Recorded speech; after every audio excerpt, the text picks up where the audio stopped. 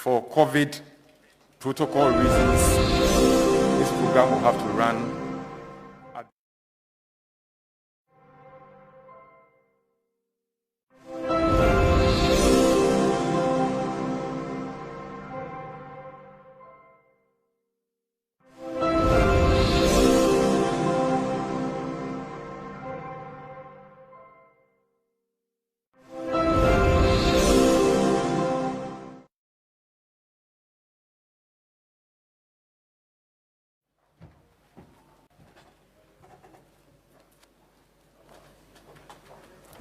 Shall we pray? Our Heavenly Father, once again we give you glory and honor. We adore you for the strength and energy given to us. One thing that we know is that if we are alive today, just by your grace, mercy that you've granted to us. We thank you, Father. We also committing this program into your hands. It's our prayer that you come and chair it so that everything will be successful. We are committing all the speakers into your hands. The Father, at the end of it all, we shall have cause to praise and honor you. We thank you in Jesus' name. Amen. Thank you, Madam Diana. This morning's program is very, very important because it's very integral to the realization of the industrial transformation agenda. There's somebody who is more fit than myself to take us through that, and so at the appropriate time he would so. But just to let you know, this program is being beamed live on Ghana television. It's also live on Facebook via the Ministry of Trade and Industry's Facebook page, as well as on the Ministry of Information's Facebook page. There is also a Zoom link that has been created, and so there are other people, especially from missions, that have also joined us via Zoom, and we appreciate all that. For very good reasons and for protocol with regards to COVID, as I've indicated earlier, the numbers here are very restricted, and because of the restricted numbers, it's very critical people who've been selected by introducing others and leaving out others and giving myself and my ministry problems. Except that there's something that if I do not do, I may even be fired. The right things must be done. The person who has ensured that whatever we are witnessing here today is possible is in our midst. And I want to at least introduce him. And that is my boss, the Minister for Trade and Industry, Honorable Alan Kojo Shematin. Honorable Minister, welcome. He's joined by his able deputy in charge of industry and trade, and he is in the person of Honorable Robert Ahumka Lindsay. We acknowledge you all well. On that note, I said there's somebody who is more fit to let us know why we are here and to us to appreciate the need for this program in the first place. I will invite Honorable Robert Ahumka Lindsay give us the opening remarks as well as an overview of this whole project. Honorable Minister.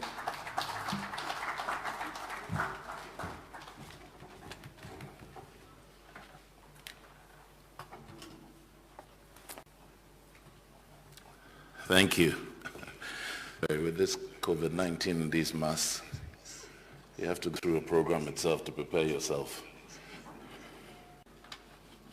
The other challenge is trying to make sure you give everybody who is here with these masks, half the time you can't see people's faces, so it makes it a little difficult. So please, let me start with the forgiveness. Honorable Minister, Alan Kojo Shematin, I believe that our mayor there, hidden behind his mask and a white top there.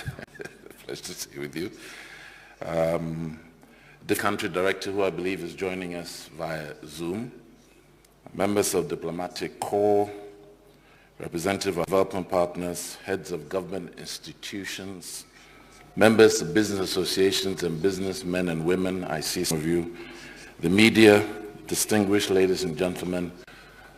Let me first start by welcoming you on behalf of the Ministry of Trade Industry, my minister, for joining us this morning. I know at relatively short notice for this very important occasion. I should start by echoing and repeating the importance and thanks to the British Development Finance Institution, or Development UK Government Department for International Development, that is DFID, for the great work and support that they provided us over the years for this particular program. Today's event is a very important event, and I want to couch it in the statement, objective and vision set up by His Excellency the President Nana Akufo-Addo, charged with my minister to execute, which is to make Ghana the most attractive place to do business. Ghana the preferred choice to do business. When you link this into the recent events in AFCFTA, the Afro-Continental Free Trade Area, and the wonderful performance to date of this government, you begin to see why this becomes important. It underscores the very clear strategy that says government's role is to provide the environment for business to flourish, not to get in the way of business or do the business of business. When we say the private sector is the engine of growth, that is what this party, the MPP, and this government believes in. And to do that, we must set the right framework. A framework is the Business Regulatory Reform 2017-2020, which over the next few slides, I will quickly try to give just a recap, an overview of what it is we've been doing since 2017 to ensure this vision is reflected in our policies and our actions as government. So if we could go to slides. Some of these, I'll jump through some of these slides because we will have a very effective presentation by the developers a little later. So I will try and focus just on the key aspects of the overall strategy. Are the slides ready? Let me give our IT department a minute or a second or two.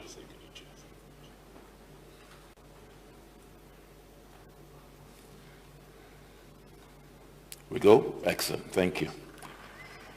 So what we'll try and do over the next few slides, as I said, is just give you an update as to where we are. Where do I point? Which direction? Direction.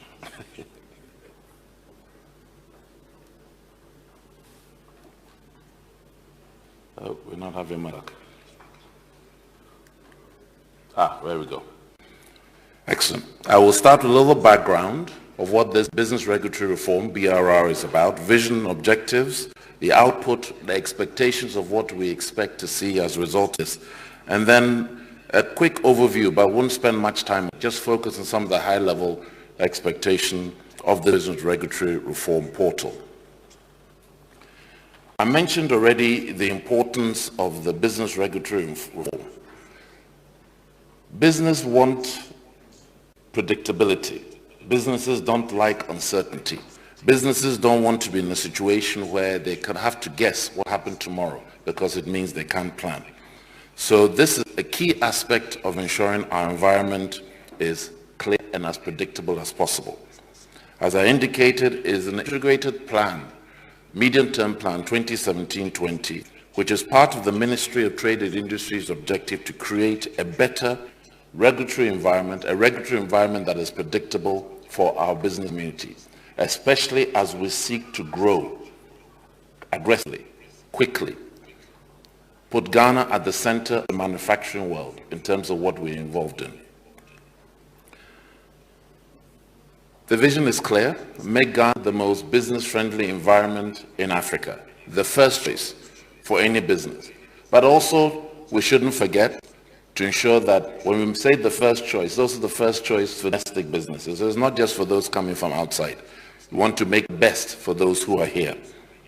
Objectives are clear: to clean up a fairly cluttered regulatory environment where often we're not sure what is there, but not forgetting that we need regulation. Regulation is important, but needs to be predictable. To improve how business regulations are produced by ensuring that new regulations that are enacted are done with consultation. and with some key minimum requirements. No surprises. Establish acceptable standards of transparency based on the best. Build capacity of public institutions, i.e. our regulators and their stakeholders, to ensure that the discussion with the private sector is clear and unambiguous. To communicate more inclusively to make the business environment a shared priority.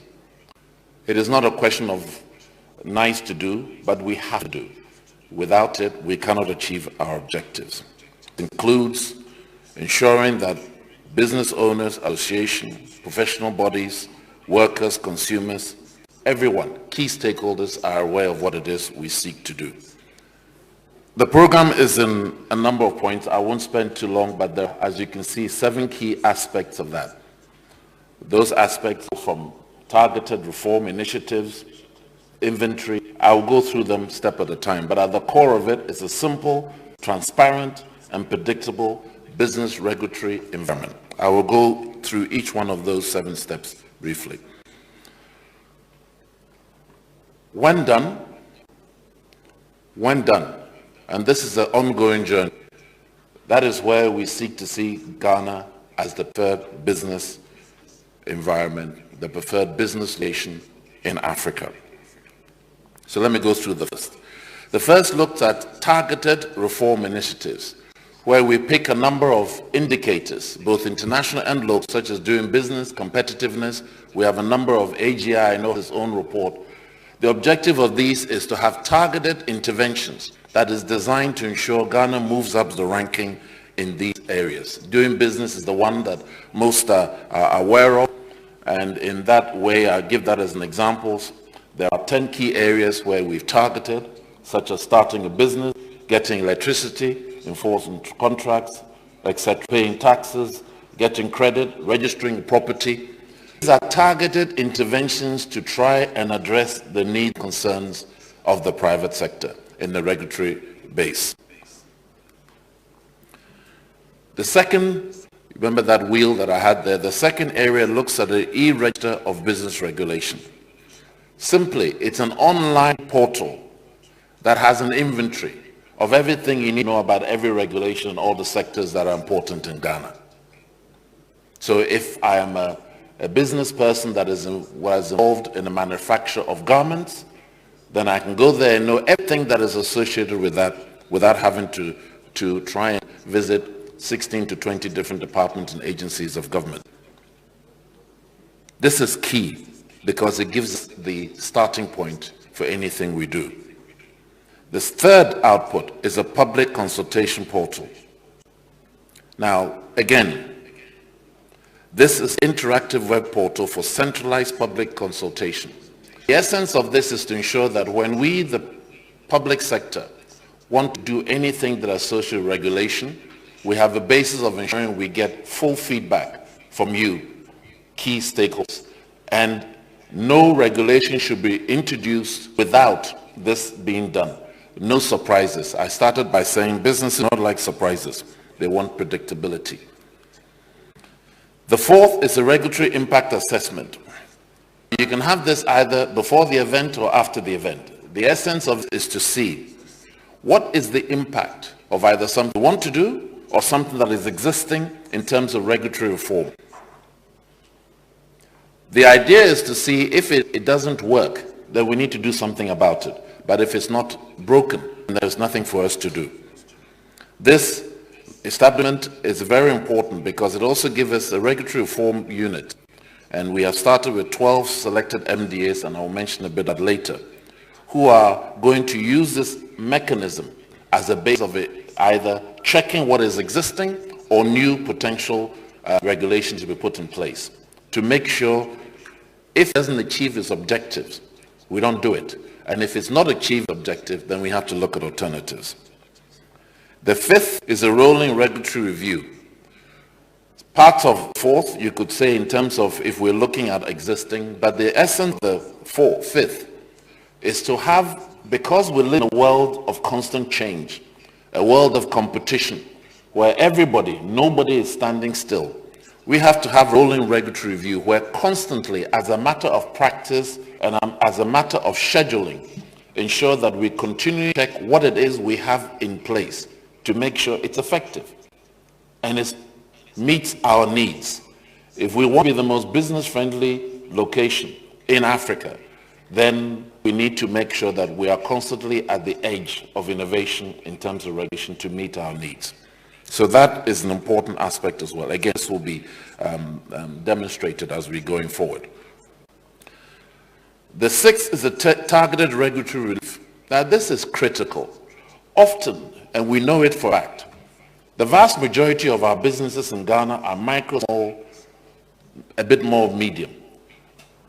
Second point, the vast majority of them are working in an informal setting. If you even want to formalize, the fear factor can sometimes mean you run away, because on one day you may not be formal, and if you go and decide to, you know something, I'm going to register for VAT, I'm going to register for the tax, I'm going to register, you may have 16 to 20 agencies suddenly hitting you. That is a daunting task. So we have a program of selected targeted regulatory relief to particularly areas that want to encourage.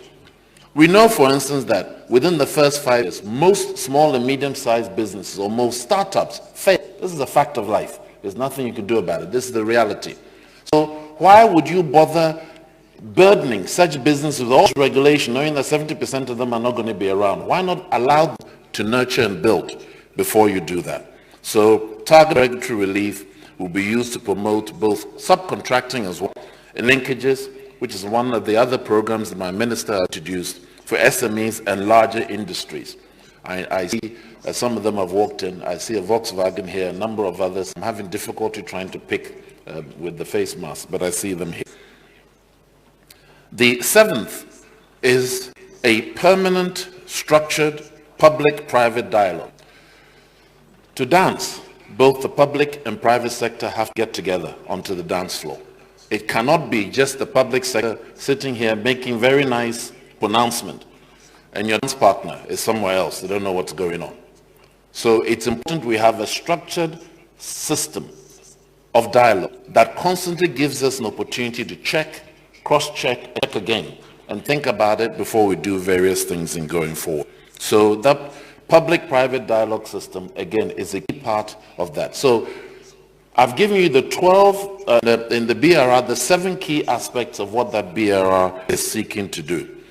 The Business Regulatory Reform Portal, I'm not going to spend too much time because that is going to be presented. I'm just going to focus on some of the top line element, which is about ensuring, as I said, one repository, so it's 2 and 3 of the 7, if you recall. So that is what that is trying to do. So the Ghana Business Regulatory Reform Portal is addressing particularly 2 and 3 of the 7 that I went through.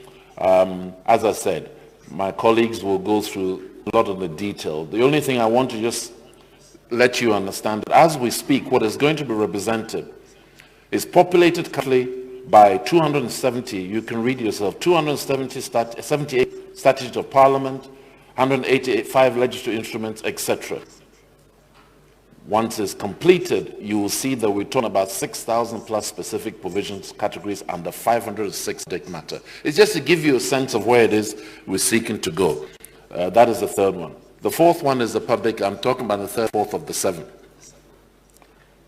And again, we talked about ensuring that before we do anything, at the public sector, we get full stakeholder integration. So that again, colleagues will go through that in terms of where it is, but you will see very clearly the interaction of MDAs, MMD, investors, business community, other stakeholders to ensure that Acts Parliament, legislative, and I see Honorable Ato Pamford here, and legislators, admin, etc., bylaws are designed with the full kit.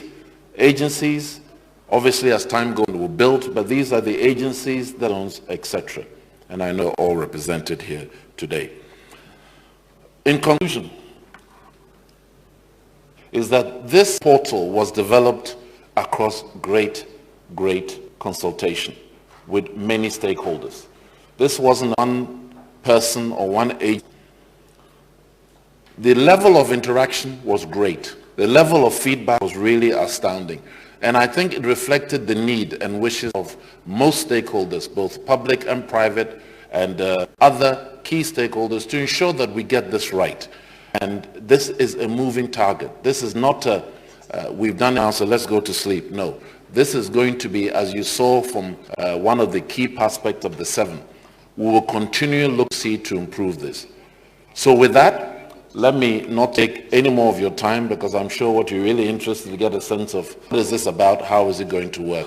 I want to thank you again for making time, relative short notice, of coming to join us here this morning, and we look forward to your feedback and full participation. Honorable Robert Amka-Lindsay, for such a wonderful job. At least now we all appreciate the need for this exercise. Before I invite the next person to speak, I'll please want to end all of us. The Zoom link is for those who couldn't be with us here. It looks as if somebody has inadvertently gotten onto Zoom and it's giving us feedback with the transmission.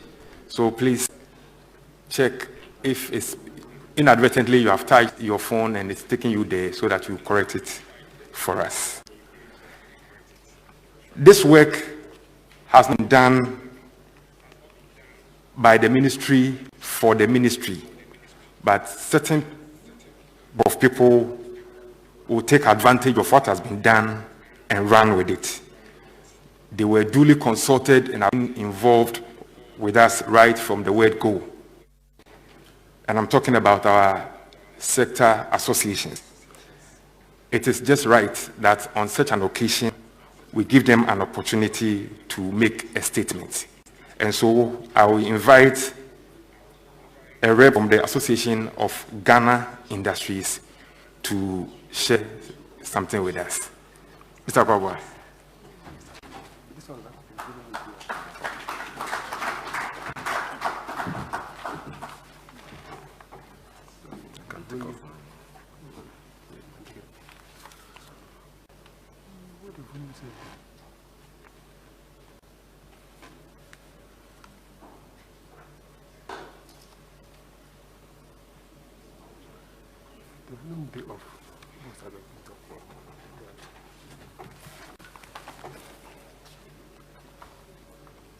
Honorable Minister of Trade and Industry, Honorable Deputy Minister of Trade and Industry, the Country Director of DFID, members of the diplomatic corps, members of the business community, distinguished participants, ladies and gentlemen.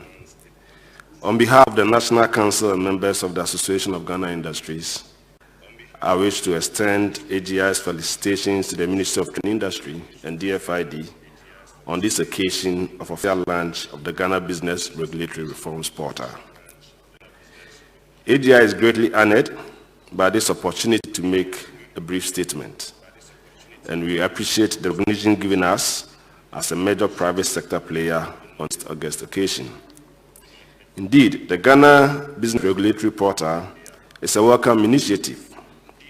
Our collaboration with the Ministry of Trade and Industry gives us a better insight the efforts leading to the creation of this portal. India is happy to have been part of the process since its inception. I do recall the presentation that was made to us during the development stage.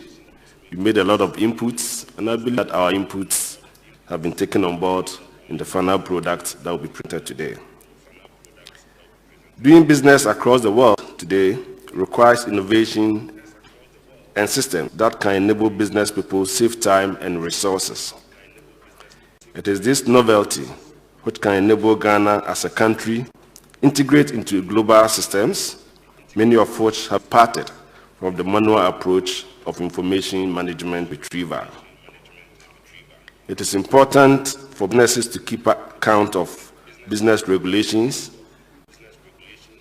and it has been quite difficult to do so, let alone collating and reference such plethora of regulations. Aspects of business regulations we continue to amend without the knowledge of the business community. for who the laws are made. With this e-registry of our business laws, I believe we can reference business regulations in real time and we can achieve much with little. We envisage that this will greatly ease doing business while optimizing the use of time.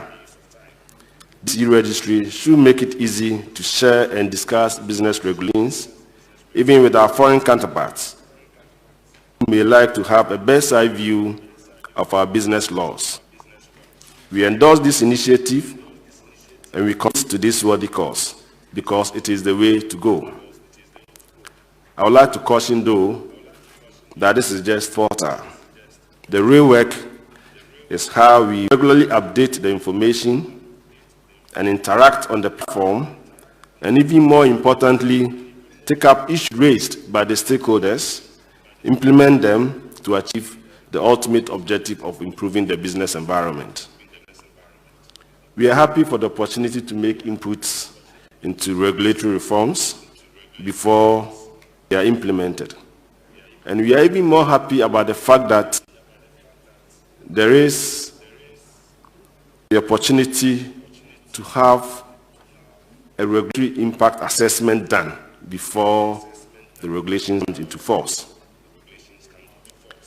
I believe we as stakeholders also have a role to play in making this portal by constantly monitoring and making relevant inputs.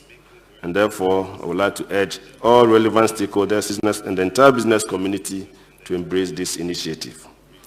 Honorable Minister, we stand in solidarity with you this morning and acknowledge the efforts leading to the creation of the portal for regulatory outcomes. And we believe that it will help in transparency, effectiveness, and inclusiveness of policy development in the country. AGI wishes every success for this initiative and is happy to continuously be a reliable advocate for the development and improvement of an enabling business environment in Ghana. Thank you very much.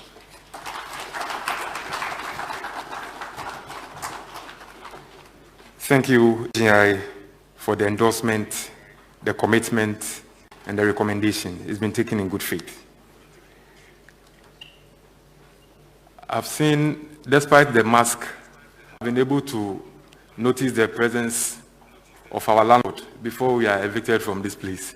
The mayor of Accra is here. Honorable Ejesowa, thank you for your presence so much. We take a statement from the Ghana National Chamber of Commerce and Industry.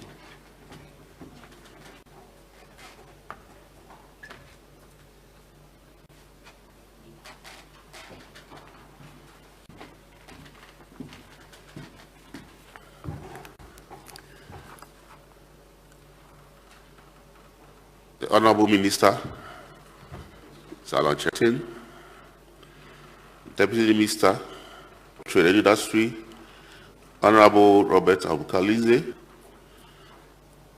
Country Director, DFID, representatives of the private sector, the media, distinguished ladies and gentlemen, all other protocols observed. Good morning. I bring you warm greetings on behalf of the Council and membership of the Ghana National Chamber of Commerce and Industry, the GNCCI. Indeed, we are honored to participate and share our goodwill message on the occasion of the launch of the Ghana Business Regulatory Reform Portal. Right from the outset of the discussions on the need for a business regulatory reform portal, the stakeholder engagements have been made, and GNCI has played a very active role in this sense. On this note, the GNCI commends the Minister and the Ministry of Trade and Industry for the leadership in driving this initiative. We also express our appreciation to the DFID for the assistance provided in executing this reform agenda. And finally, we commend the unrelenting support shown by business associations and private sector stakeholders. Distinguished ladies and gentlemen, we find this online business portal an affirmation of government's continuous support to ensure an enabling business environment and building a new and more efficient Ghana. As a chamber, we are exceptionally delighted about the benefits of this online business portal, the goodies it presents.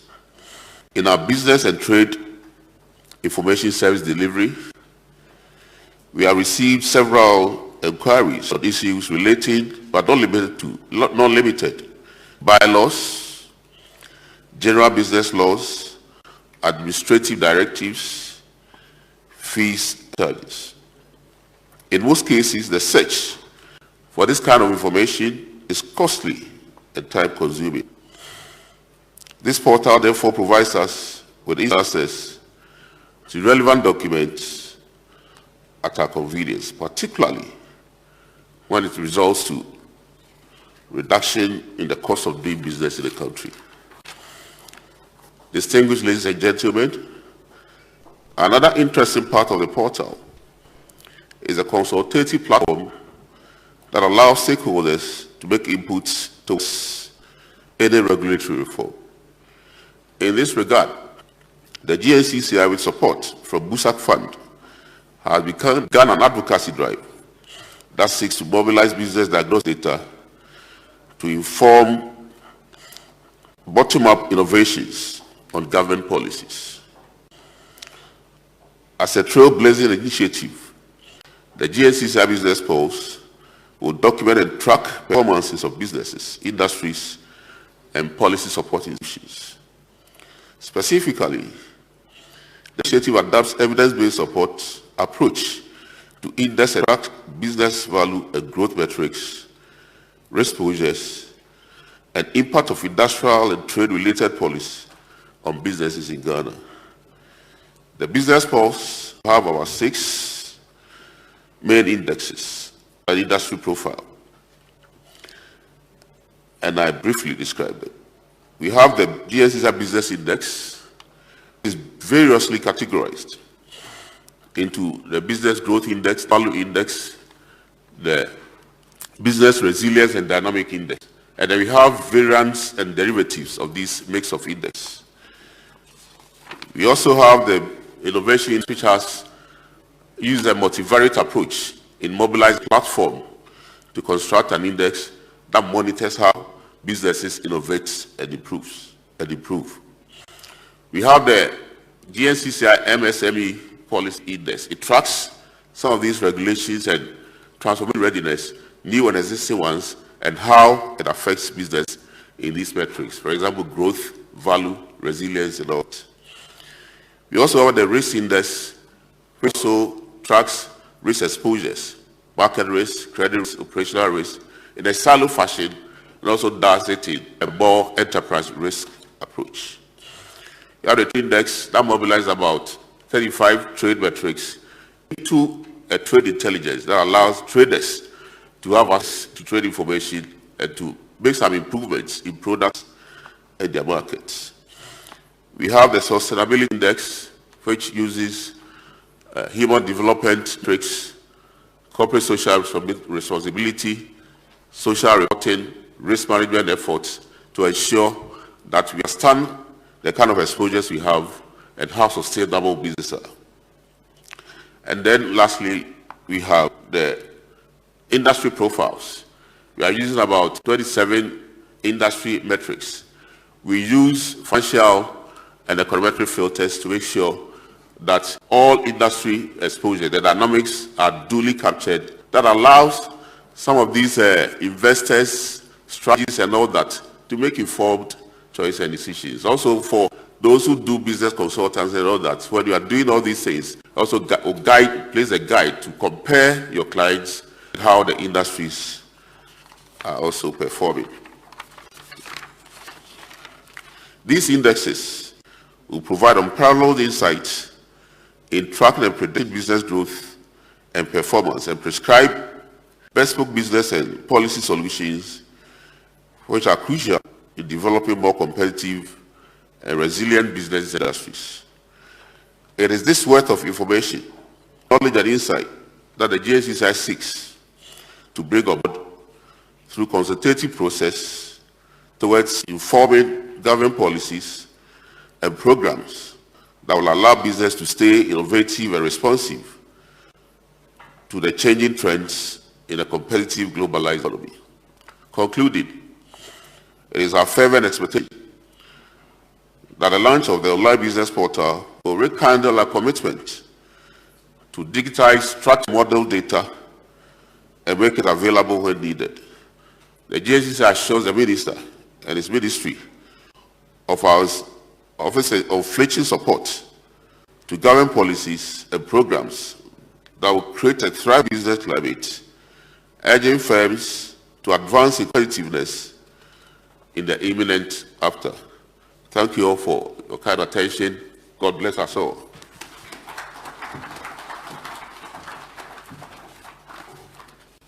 Thank you so much. I read from the bar. We also want to take a statement from the Private Enterprises Federation. Shall we welcome Nana?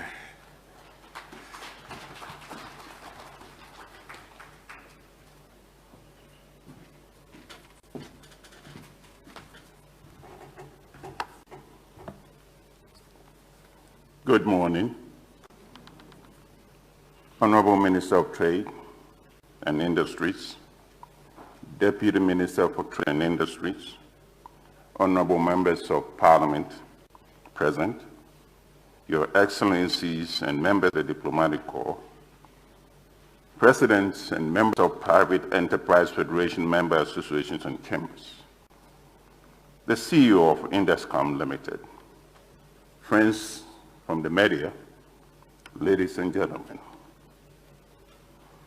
It is a great honor for the Private Enterprise Federation to be a part of today's launch of the Ghana Business Regulatory Reforms Portal, and to deliver a statement on behalf of the Governing Council, management and members of the Federation on this occasion.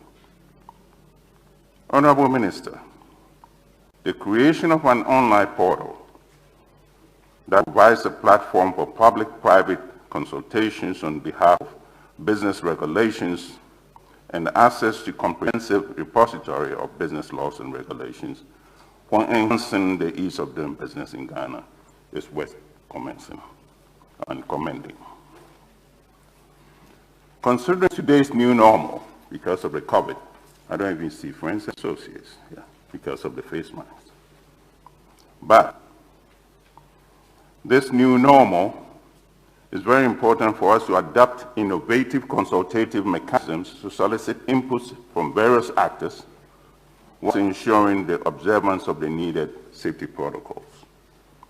It is therefore refreshing that the Ministry of Trade has gone a step further to develop a portal for public-private consultations for business regulations and reforms. Honorable Minister, the ease of acquisition of business permits, licensing certificates, and other regulatory requirements play a very important role in creation of an enabling environment for businesses to become competitive, profitable, grow to create jobs and wealth. Recognizing this fact, the Private Enterprise Federation has since 2012 to date implemented a continuous public sector reform aimed at streamlining the processes and procedures of delivering public sector mandates to the private sector, which includes acquisition of cross-sectorial permits, licensing and certificates by the private sector. The latest implementation of this project focused on 3 institutions, public sector institutions: Environmental Protection Agency, Land Use and Spatial Planning Authority, and Department of Factory Inspectorate. This influenced the reduction in processing time for acquiring permits, license certificates issued by these institutions. In some cases, processing time was reduced from 90 days to 60 days. Well, in the daily life and activities of business operations, such a reduction in processing time is a colossal savings, not only in time, but also in the cost of doing business. Honorable Minister, as part of the Federation's project, these three institutions were able to develop and adapt new and efficient service delivery charters to enhance the delivery of their respective services to the private sector. It is very important to know that all the regulatory institutions responsible for the implementation of various regulations will have to be adequately resourced, both financial and technical, to enable them execute their respective duties. The Federation, therefore, respectfully recommends for consideration at least 60% of user fees paid by business applicants are retained by the respective agencies for their operations to administer timely processing of these applications. Mandatory adoption by the respective agencies of e-application feedback systems linked to a bank payment system to reduce or curtail human interface in the application processes, avoid the temptation of undue influence. Honorable Minister, I think you're familiar with the fact that compliance to every regulation and statute costs money. So we require that in case of any increases in fees, there must be structured and adequate consultations from these agencies with the private sector. And I'm grateful to have learned from the Honorable Deputy Minister that is part of the portal. Enhanced coordination and collaboration between the agencies to coordinate required inspections of these businesses, but limit the interruption of business operations from the requisite inspections. Last but not the least, timely updates of the platform to capture applicable data pertinent to business. No stale data, live and current data. Honorable Minister, on behalf of the Federation, we congratulate you and your staff for this laudable platform and wish that not only do we have a successful launch today, but also successful operations of the portal. With these few words, we thank you very much.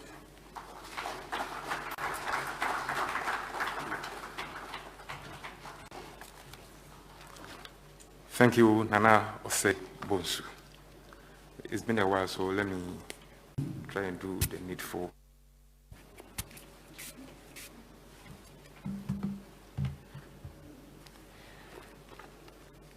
When the Honorable Deputy Minister was doing his presentation, he indicated that most of the Ghanaian businesses rather fall within the small and the medium.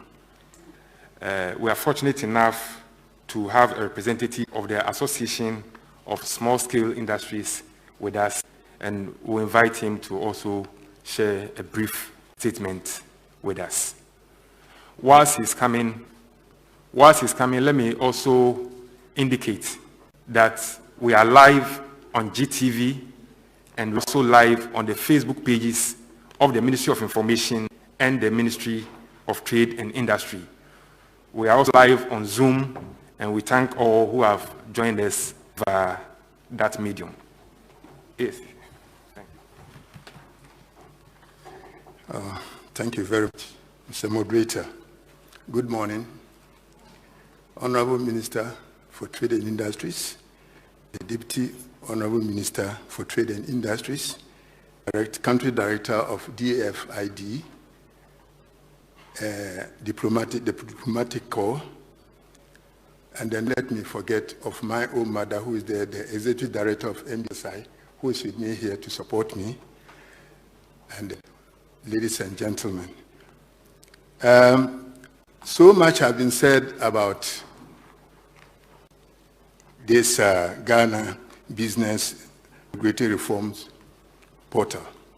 When we were invited, Association of Small-Scale Industries. We were so excited to also be part of it, because if you look at it, majority of the business in Ghana are falls under micro, small, and medium enterprises.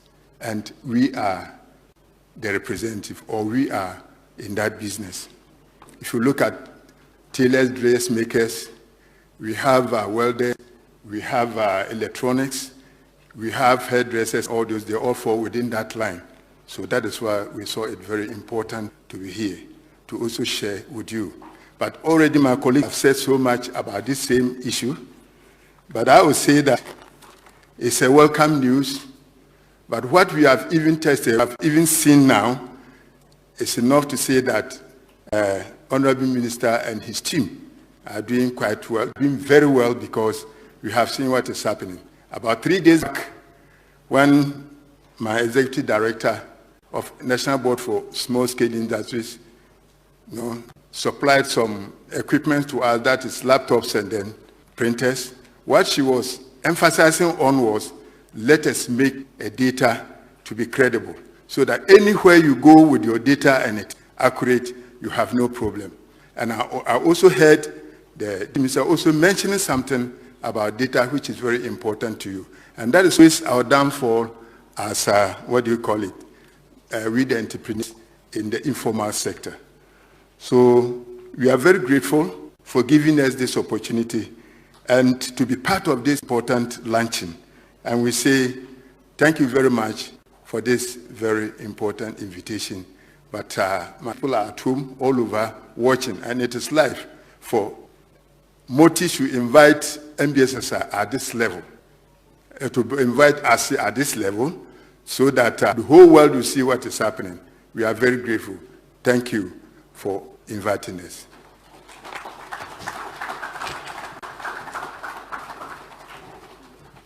We are grateful to you also for appreciating our little efforts. Thank you. This program has been supported with funding from DFIE, as indicated earlier. Before we go to have a look at what we've been talking about all morning, it is only proper that we hear from them as to why they even found the need to assist us in this project in the first place. However, due to some reason, they are unable to be with us here this morning for very important reasons, because nobody will pump all this money into such a project and decide not to be.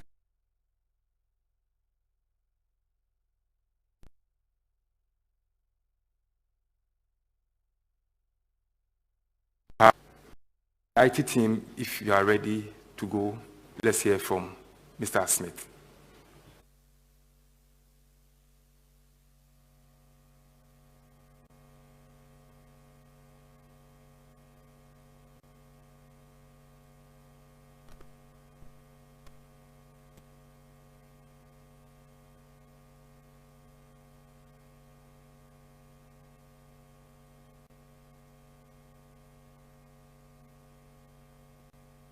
Please hold on for us as we adjust sound so we can hear you clearly. Thank you. IT.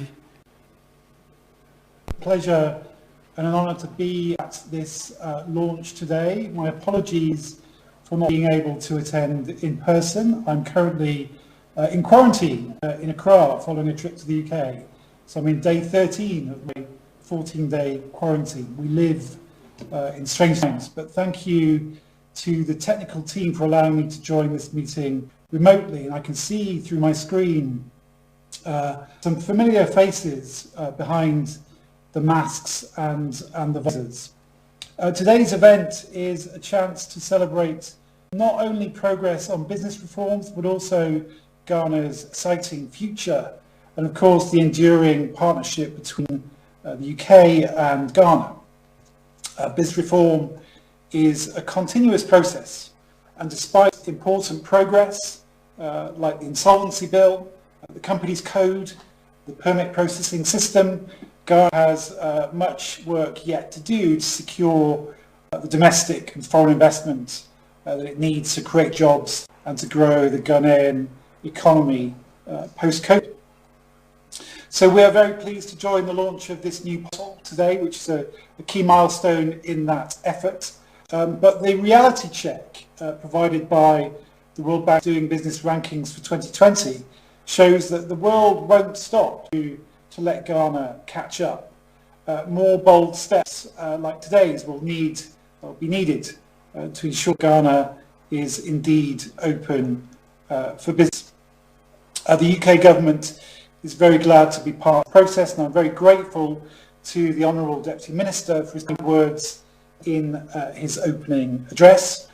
We have supported business environment reforms around the world because we believe that a sound investment climate is necessary for private sector growth, for the creation of jobs, for economic development, ultimately for poverty reduction. And that's good for Ghana, but critical also if the United Kingdom, Great Britain, is to achieve its ambitions for ever stronger trade and investment partnerships around the world.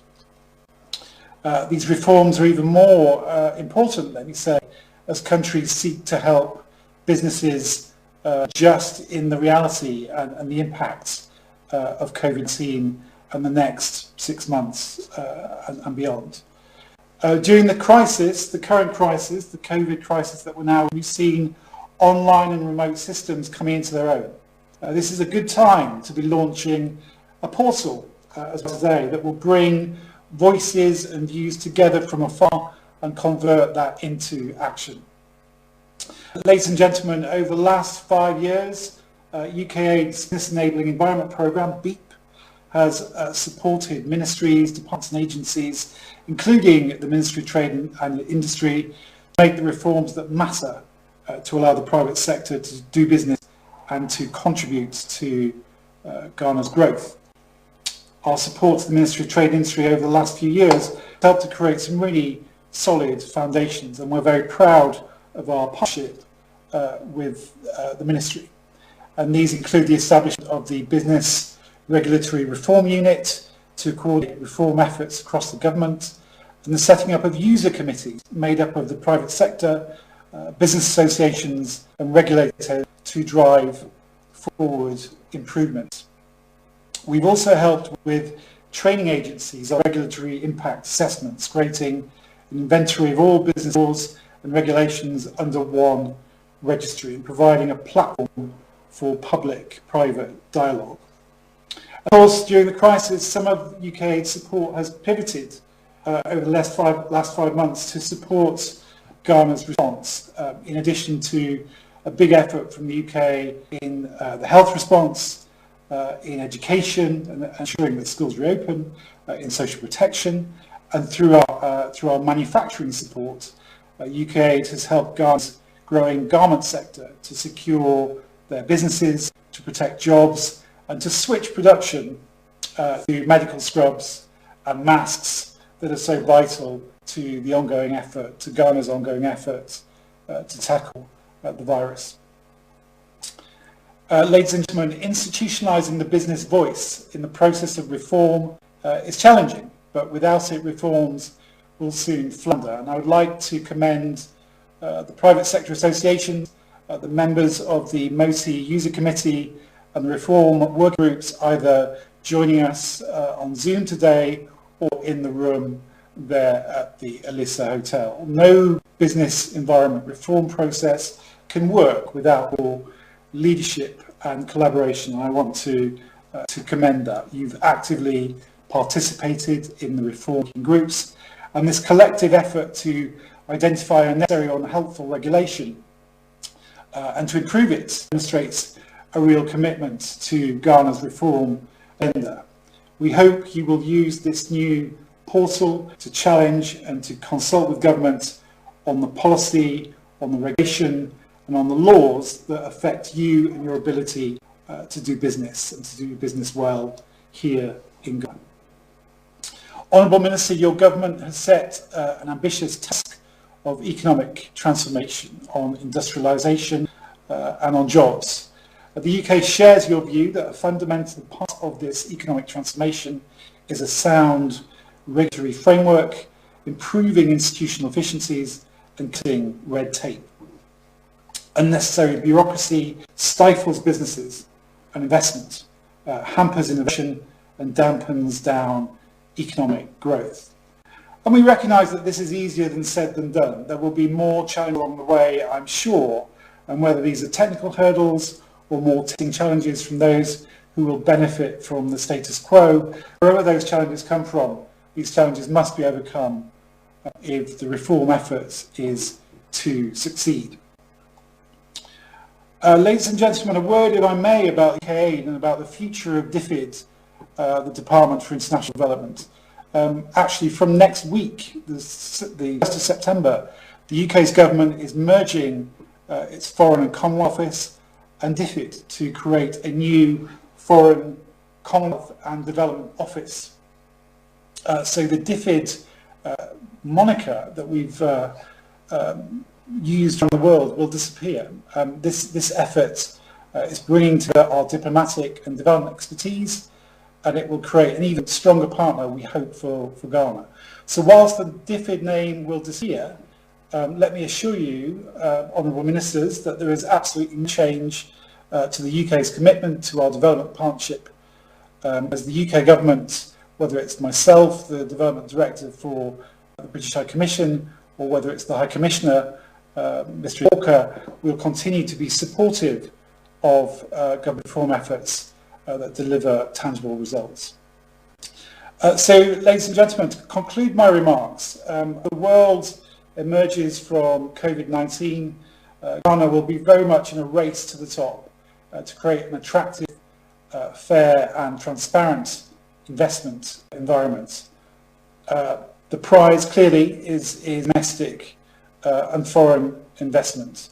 The UK is proud of the partnerships that we've created through our efforts over the last 5 years and beyond, as well as our support to domestic revenue mobilisation and our work now in supporting Ghana to respond to COVID-19.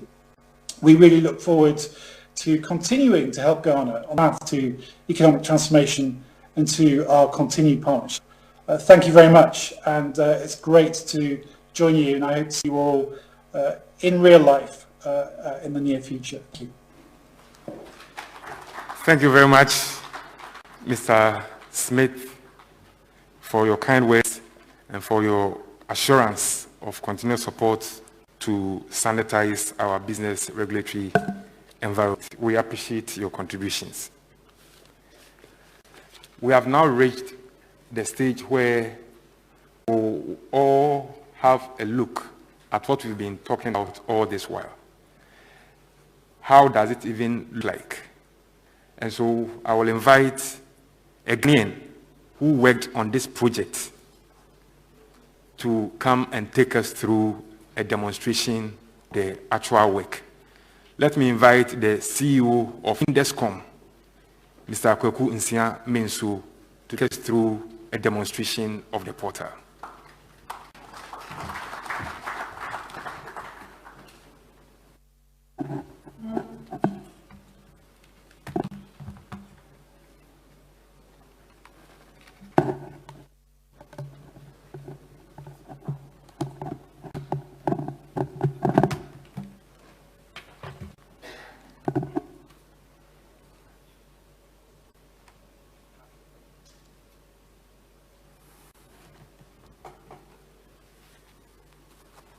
Good morning, Honourable Ministers of State, Honourable MP, distinguished ladies and gentlemen, all protocol observed.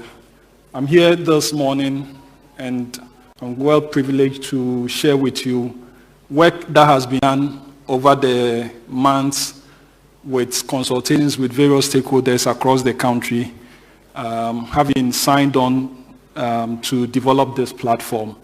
I think that most of the speakers have done a good job in introducing the portal and telling us what it is. So my job this morning is just to go straight ahead and to do a demo of the platform just for us to have a feel of it, to see how it works. So technical team, if we are ready, we can go. As has been expressed and explained by the Honorable Deputy Minister of Trade and Industry, the portal that we are launching this morning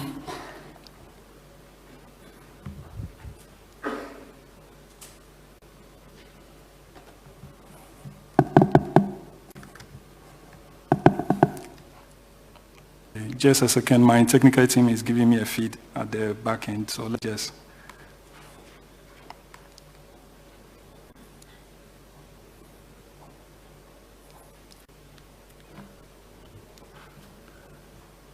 Okay.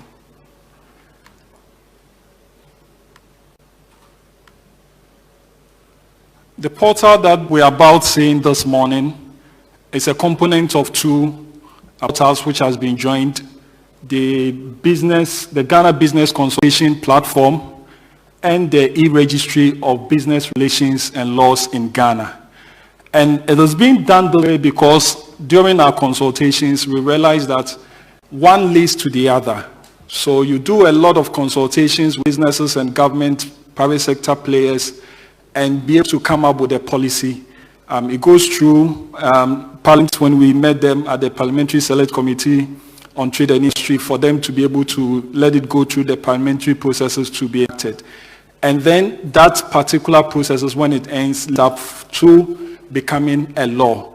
And therefore, it was important for us to be able to merge these two systems together so that once we are done with the consultations, the laws as has been passed either by the assemblies or parliament would also be available. So the need to merge the two. So this is the Ghana Business Regulatory Reform Portal. So once you hit the front page, this is what we would be finding.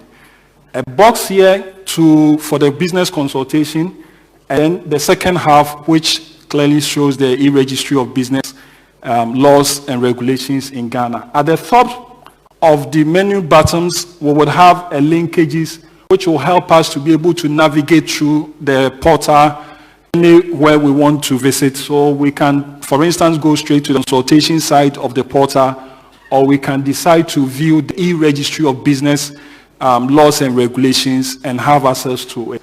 And then at the bottom, we have the footer.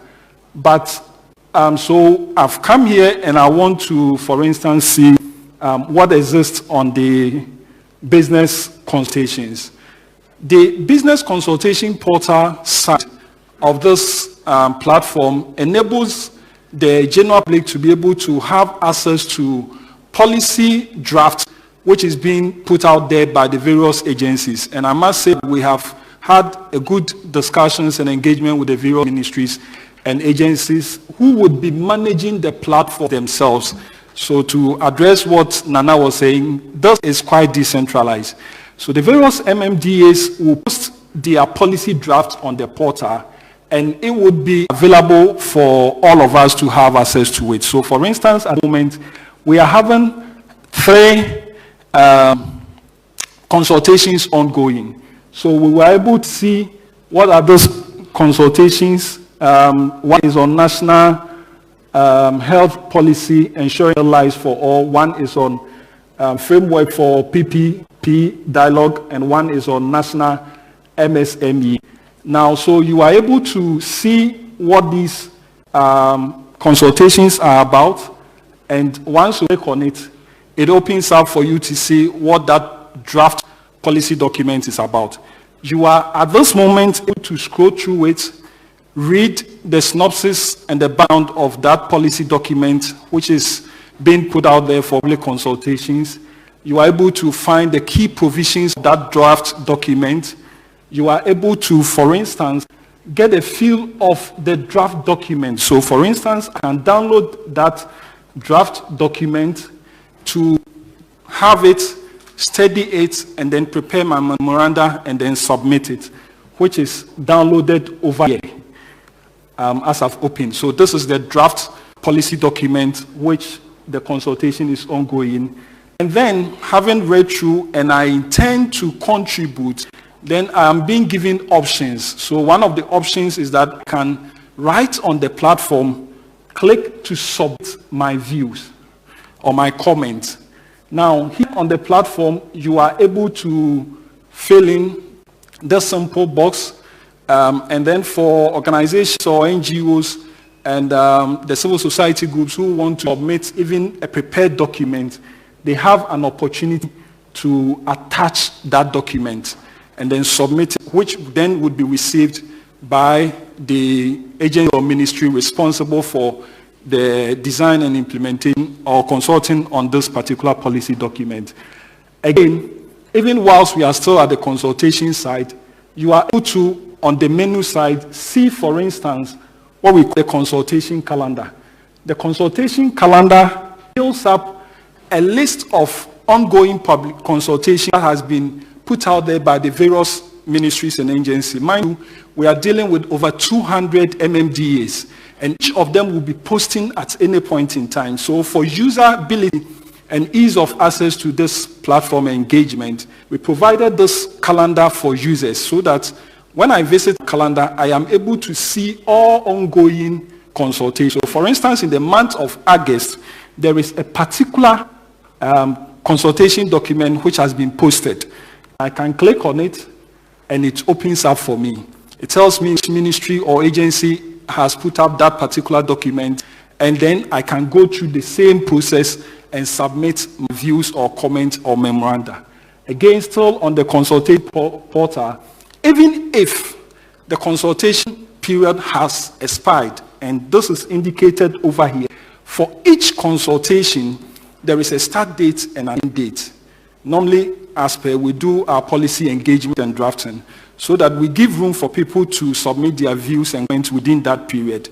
Even if the period is over, and for instance, I want to have access to past consultations, I then go here and look at consultations that has been closed, and I can still have access to them, even the platform. So it tells me all the consultation which has gone on this platform which has been closed.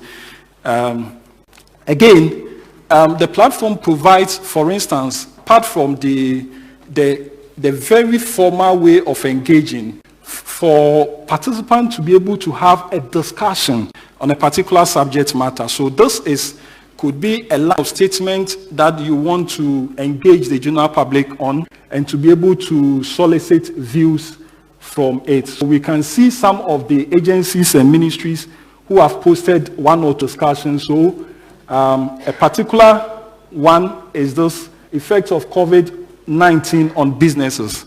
So this is a topic that's posted for discussion, and as a user, you can go to the platform and engage in the discussion that is ongoing on the platform. Same for polls and survey. So again, the administrators of this portal of the various MMDAs can set up polls to gauge the mood of a particular policy that they want to introduce. And that also gives them the opportunity to be able to assess the views of the general public and the mood of the general public concerning a particular policy or initiative that they want to put up. So for instance, there is a poll that is there for whether RTR law is important, and then you can go and say yes, no, or whether you agree to it or you don't agree to it. Ladies and gentlemen, distinguished persons from the various ministries, departments, and agencies, that is the side of the business consultation portal. When those consultations, as I've said, have gone through, it is important when it becomes a law, with an opportunity to the general public to also have access to those laws, and especially businesses want to know what it is that they want to do. So the e-registry of business laws and regulation part of this portal. This is very fascinating, this side. At the moment, we have compiled close to 5,000 various provisions of the business law. And I must emphasize that these are business laws and regulations. So it is not all the laws in Ghana. We are focusing on business laws and regulations.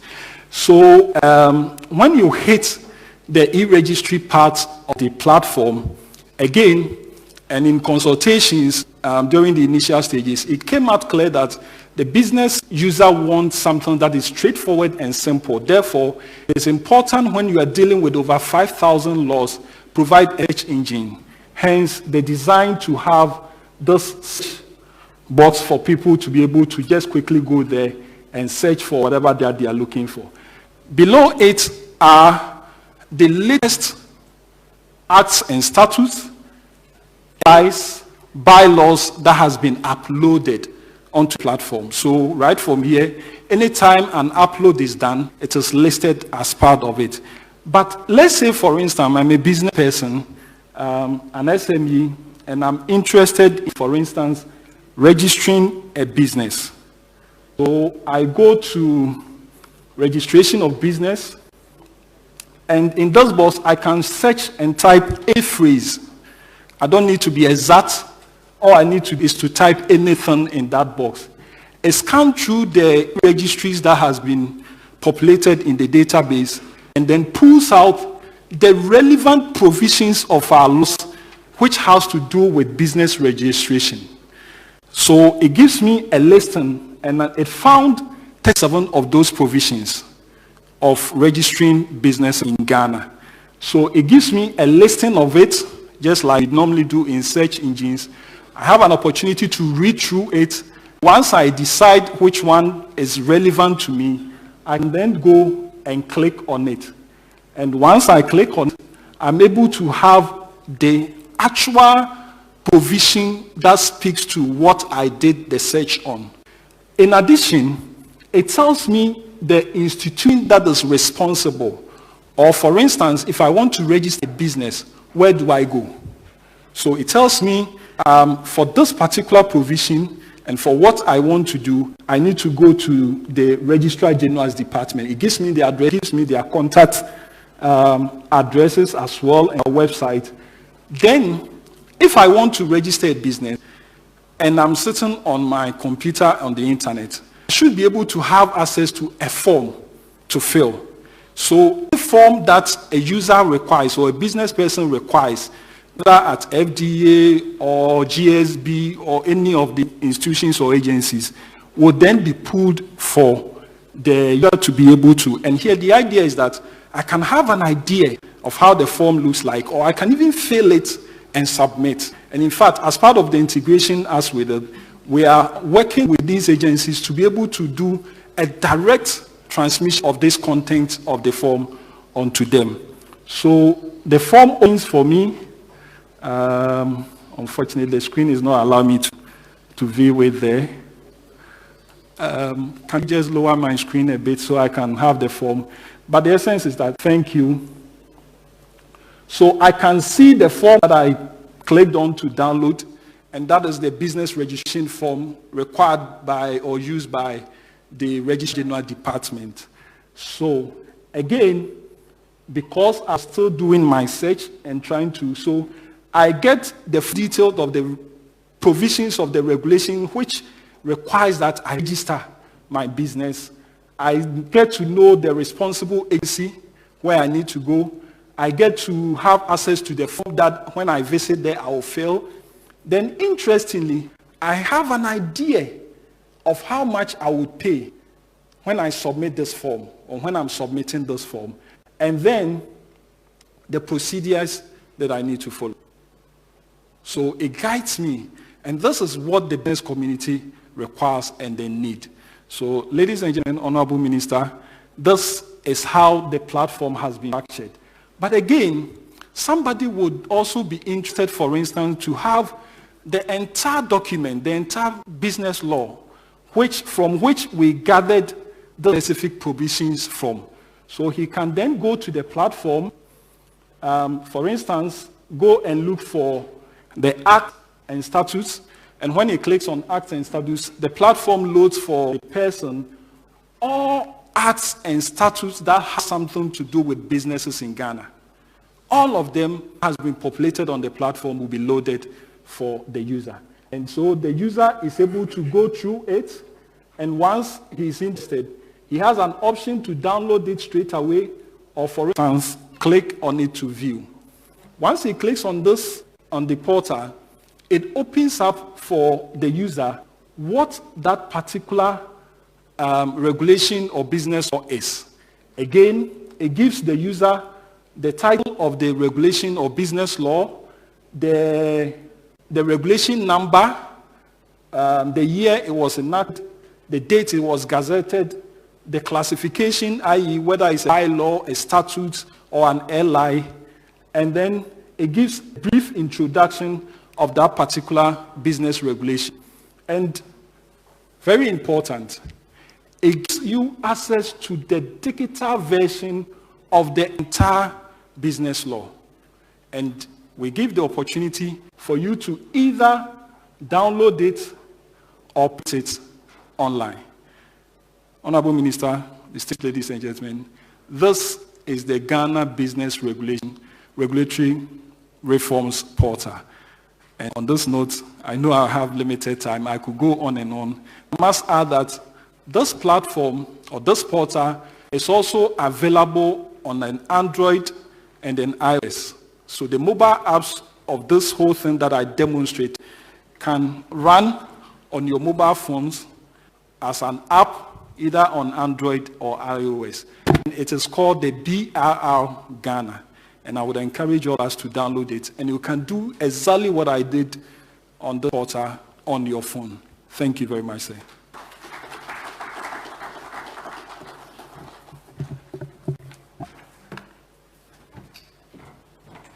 I think we can do better than this, with all humility.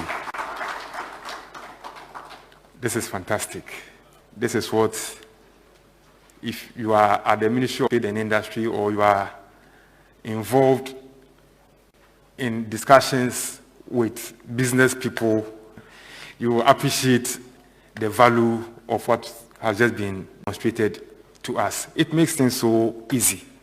And I'm particularly very happy that it has been developed by a Ghanaian and such a young man at that. That motivation to everybody. Kwaku, thank you so much for that wonderful demonstration. Now it is time to hear from the horse's own mouth.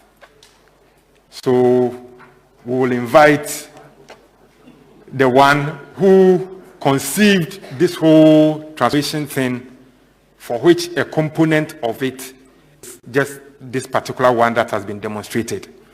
And so we'll invite the sector minister himself, Honorable Alan Kojo Shematin, to address us and to officially launch the site. Honorable Minister.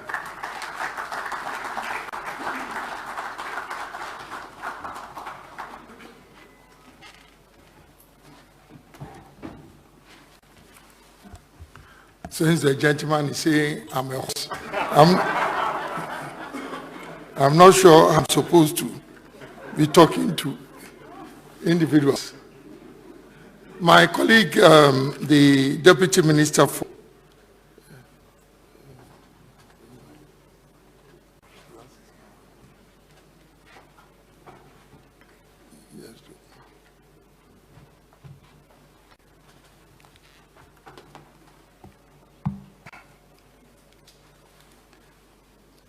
my colleague, Deputy Minister for Trade and Industry, Robert.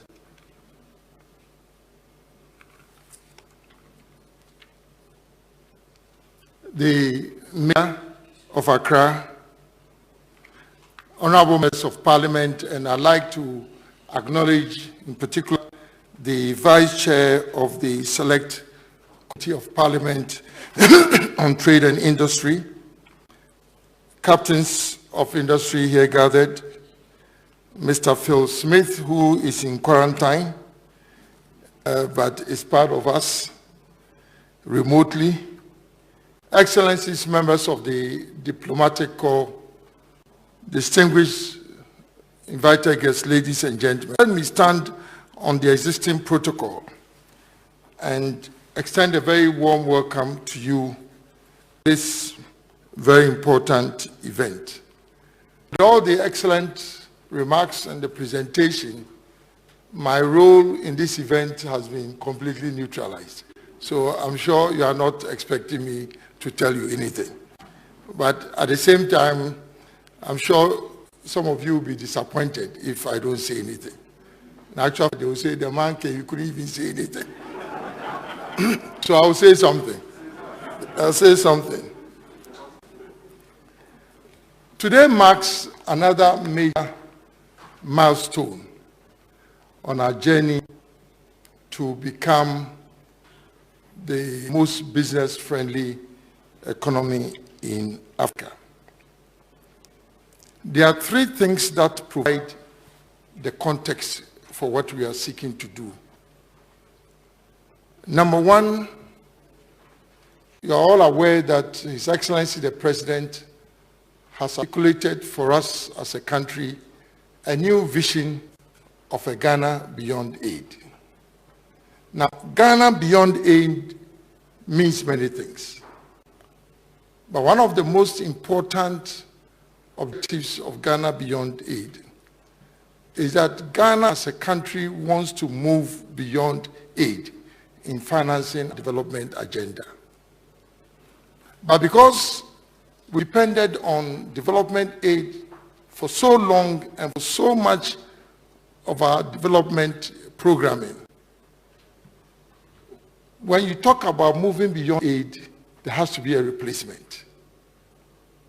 And that replacement must come from somewhere.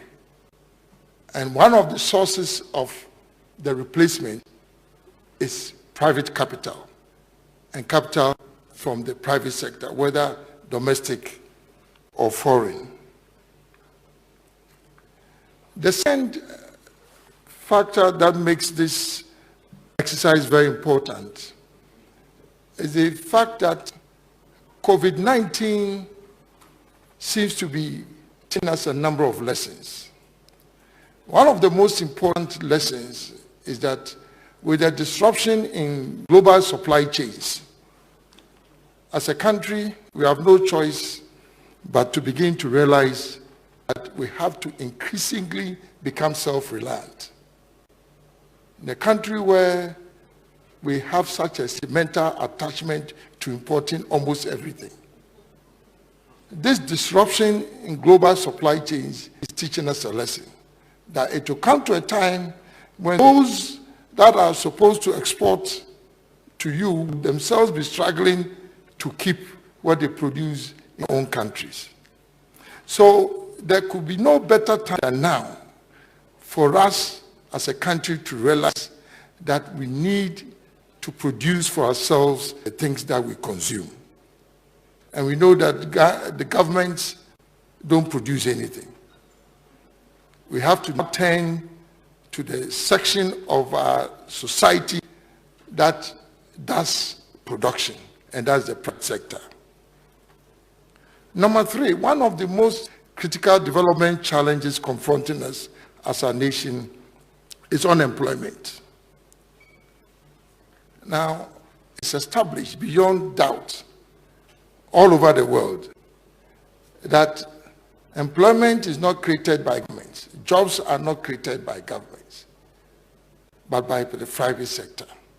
The most advanced economies in the world depend on the private sector to create jobs. In Ghana, public sector employment accounts for only about 650, maximum 700,000 jobs. But we have a labor force of almost 12 million. And every year, graduates from our tertiary institutions number over 300,000. If you add those who come out of our second cycle institutions, nobody should be telling you that unless we seek refuge in the private sector, it will come to a time when employment becomes a security problem in our nation.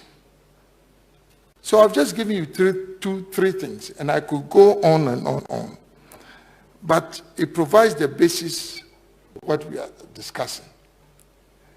Because if now it is becoming clear to us that we need the private sector to finance our development for us, then you have to start thinking about how do I attract private capital? This is all basic logic. How do I attract private capital? And it is, again, an uncontestable fact that private capital moves to destinations where they are pampered and where their value is recognized. And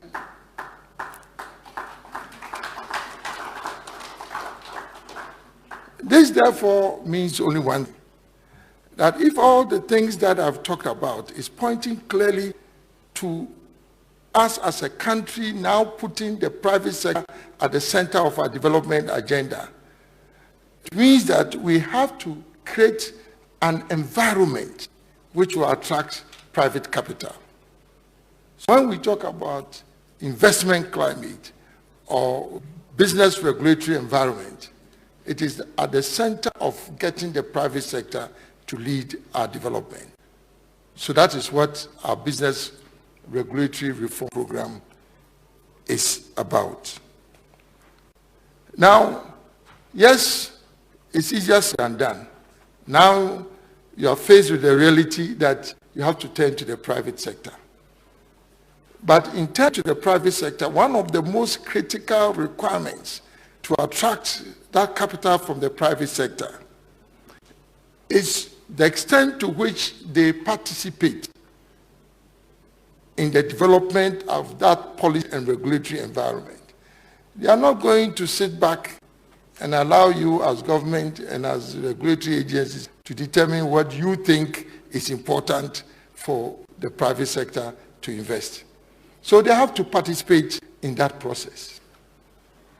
And there are a number of factors that are critical to create that condition which allows the private sector to participate and contribute to that process of developing regulations and laws. By the way, when we talk about regulation, it's used as a generic term. It includes laws, it includes regulations, it includes administrative notices, and all the other related sets of things that would help define the private sector environment.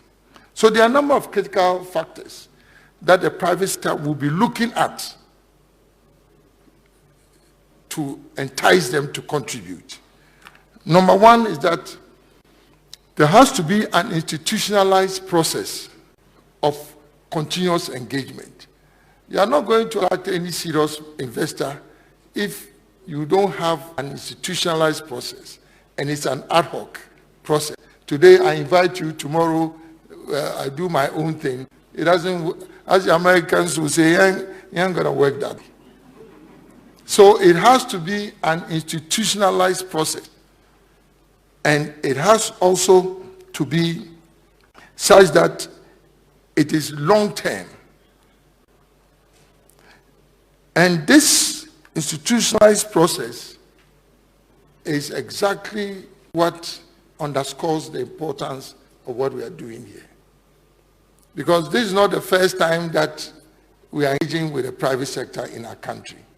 But because there's the need to institutionalize the process, we needed to create this business regulatory framework, which includes use of a portal. So that's one of the reasons why this is absolutely important. And therefore, it should not be a surprise to you that the goodwill messages would say that are positive. Number two, we've also introduced, beyond the bill, I think my deputy made reference to it, a public-private dialogue mechanism. This is fine, the portal is fine, but if you're talking about institutionalized process, you have different variants of it. You need private-to-private dialogue, because sometimes the private sector themselves don't agree amongst themselves. And for a minister who tends to overboard trade and industry, you bring out a regulation, it favors traders, and then you are up in arms with manufacturers. Sometimes it fails manufacturers and traders are up in arms with your policy. So you need private-to-private engagement. And then you need government engagement. Because sometimes you have a situation where you have different ministries, different agencies doing their own thing, coming out with policies that do not complement each other. So there's government to government. And then there's the public-private dialogue mechanism. So we've also established that. And we've already had the opportunity of having President superintending a business breakfast for CEOs. We've had other engagements with the private sector as part of this public-private dialogue mechanism. So that's the institutionalized process. We are making a modest effort in that regard. But number two that the private sector is interested in is transparency. Yes, it may be institutionalized, but it has to be transparent. No hidden agenda. You don't want a situation where you go to an agency or a ministry and a public servant is telling you that this is the law, this is the regulation. Sometimes it's administrative notice. You ask for it and then they produce some photocopied instruction that seems to be telling you what the regulation is. So it has to be full disclosure. And again, that explains the importance of the electronic registry. So from now onwards, if it is a law, if it is a regulation, it is an administrative notice, it has to be on the register. Otherwise, any private sector operator can refuse to respond to that. Because now you have a platform as government to document what the private sector must be complying with. So that's very important. Transparency. Another important requirement is inclusiveness. And I have to be very practical about this. Yes, we've invited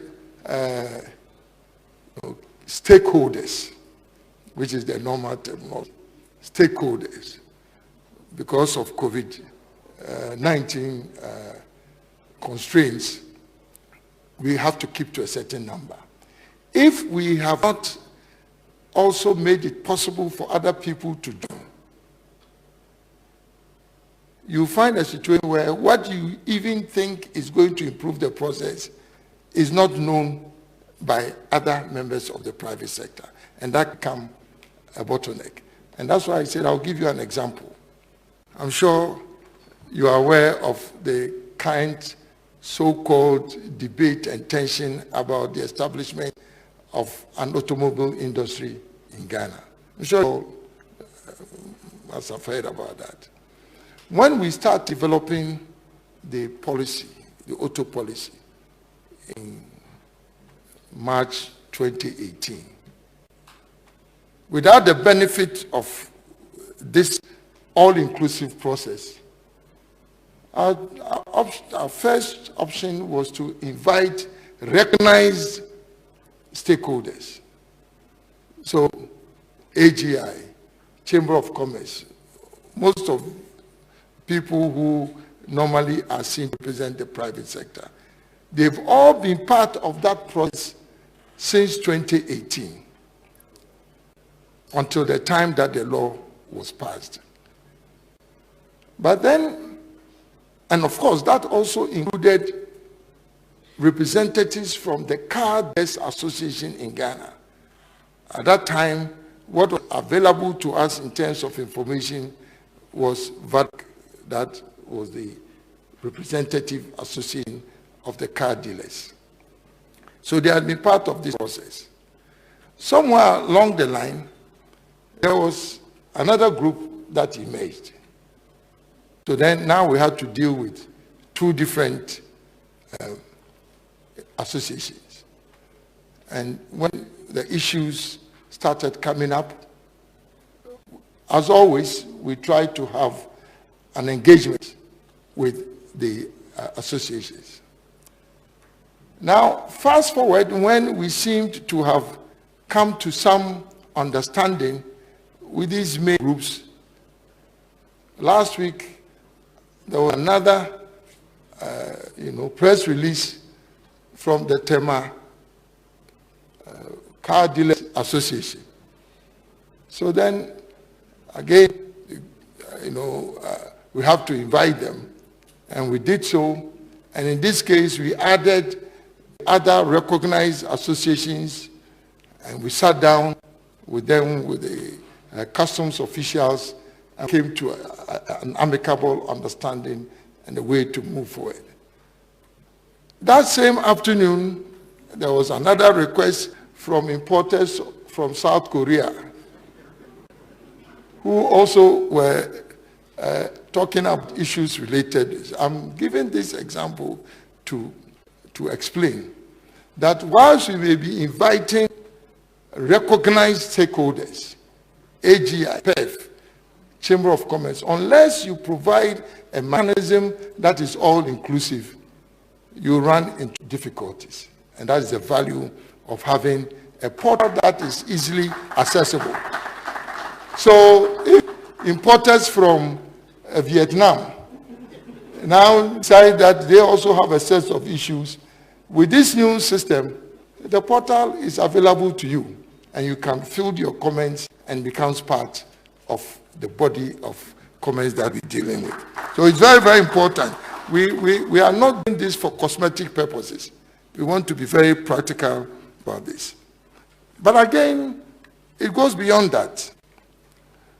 We have to be able to convince the private sector that even before we agree on what should go on the electronic registry, that there is an impact assessment of the law.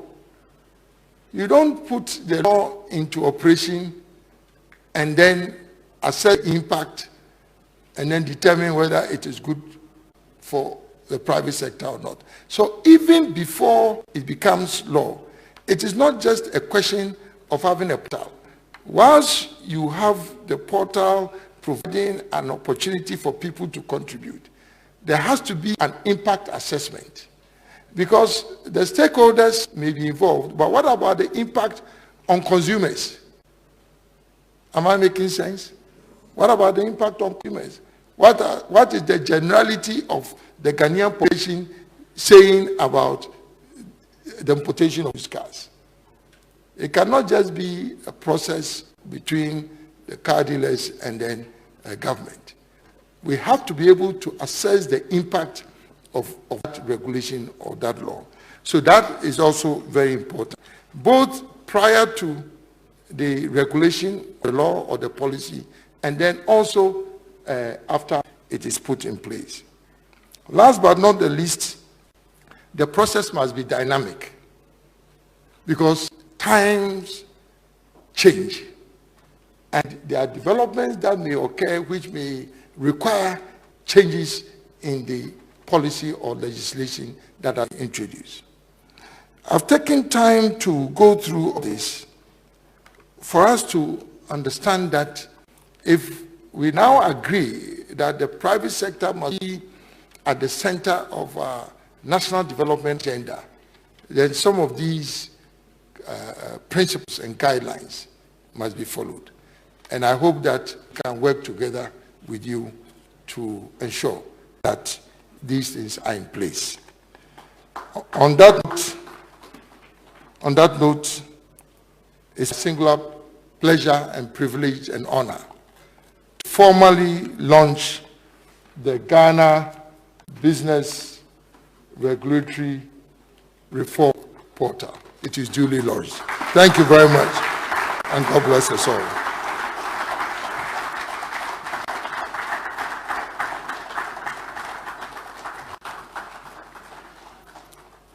Thank you very much, Honorable Minister. So the portal is duly launched for use by the general public, and let's make use of it as we've been encouraged to do so by the Honorable Minister. So our voices can be heard in policy formulation. Now there is a second thing that I'll request the Honorable Minister to do first. What has just been done? Yes, portal has been created. But then this work was done with support from some very critical stakeholders who must be acknowledged. Again, these reforms are being carried out such that we will have the full benefit as a country. There are some institutions that are targeted in the reforms process. And so we are looking at the reforms implementing institutions. And support has been provided them to be able to do exactly what we require of them so that the ease of doing business in this country will be enhanced. And been very cooperative right from the word go. And I want to applaud the efforts of these ministries in this effort.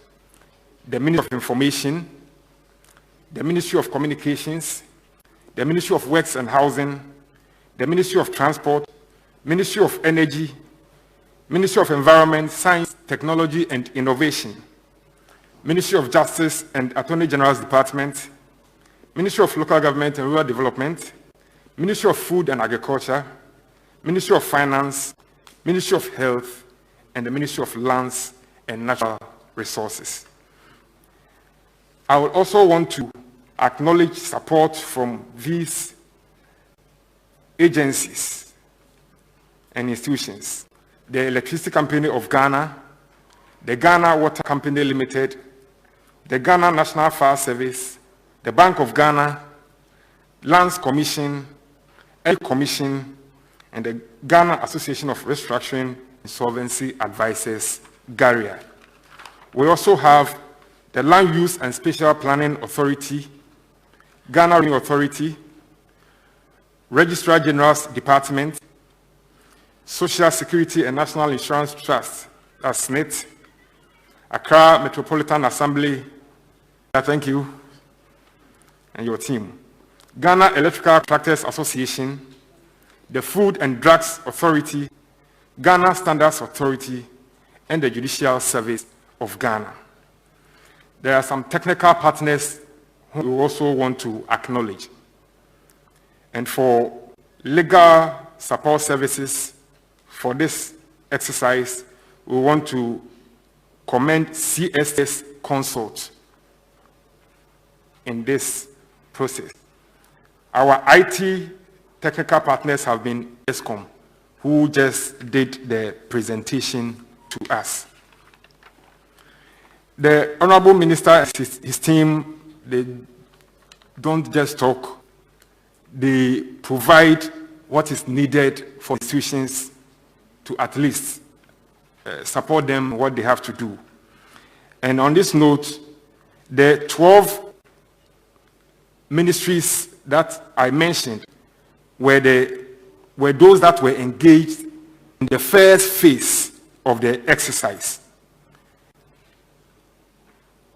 And so each of the 12 ministries that I spoke about will be given 2 high-speed desktop computers, a flatbed automatic feeder scanner, and a multifunctional printer.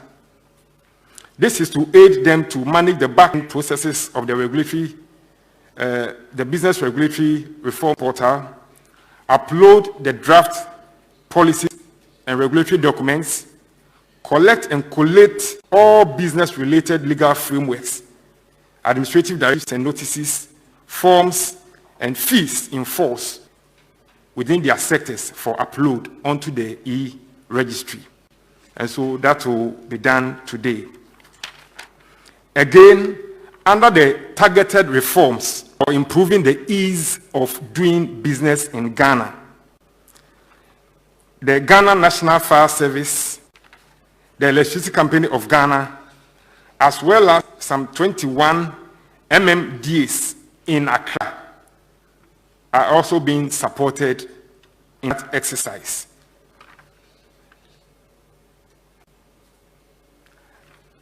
I will not want to go into details except that for the MMDs, as I've been able to mention the ECG and the Ghana National Fire Service, in this era of campaign on records and verification, my colleagues from the media, I wouldn't want to say that I mentioned Fire Service, ECG, but even the MMDs, the 21, I was able to mention the ministries, but I couldn't mention the assemblies. They are just 21, so Honorable Minister, with indulgence, if I may proceed to let them know. Ablekuma North Municipal, Ablekuma West Municipal, Ablekuma Central, Okaikwe North Municipal, Kolerote, Adan East, Adan West, Ashaiman Municipal, Gan Central Municipal, Gan East Municipal, Wejawi Municipal, Gan West Municipal, Gan Municipal, Pon Katamanso, La Dade Kotopon, La Nkwantanan Medina, Lejoku, Krowo, Ningo Prampram, and Shai Usuduku. So my colleagues, if you may want to pass one of these days to be sure whether they have them, you are at liberty to do so. On that note, I want to invite the Honorable Minister to assist us to do the symbolic handover because the items are too much and we cannot let all of them get here. And so, Honorable Minister, to receive it on behalf of the regulatory reform units in the various ministries, I will invite Chief Director of my parent ministry, the Ministry of Information, Madam Mamle Andrews, to receive it on behalf of the various ministries.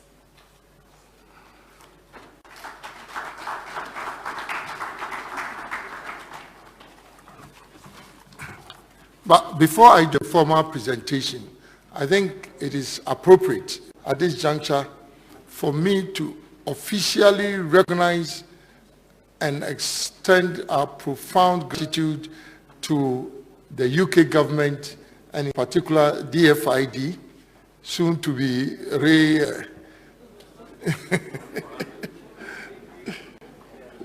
redesignated, for their very extensive support and contribution for this exercise. I don't want to give the impression that this is only just the effort of the government of Ghana. I mean, the DFID has been at the center of financing and funding this whole program. So, thank you.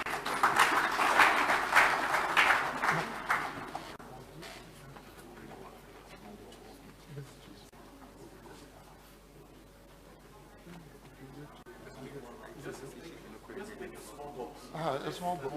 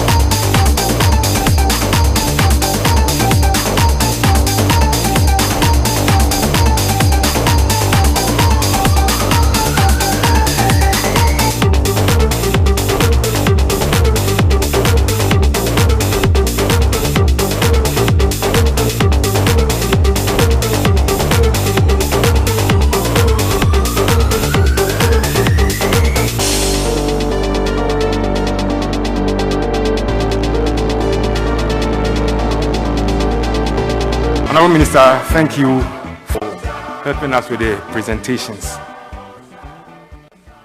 We've tried as much as possible to beat time, and the event is gradually coming to an end, except to make a few announcements. Please, after the closing prayer, for COVID protocol observation, there is packed lunch for everybody here.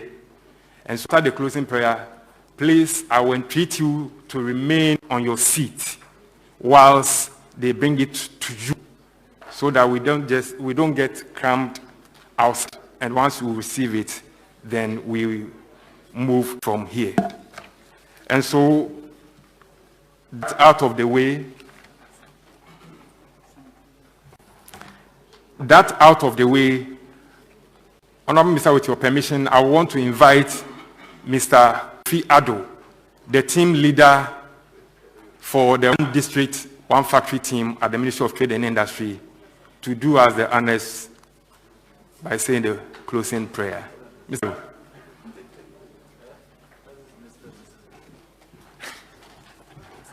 Shall we humbly pray? Father, we want to thank you and bless you for such a wonderful opportunity. We thank you for how far you have brought us as a nation. And particularly for the Ministry of Trade, we want to say thank you.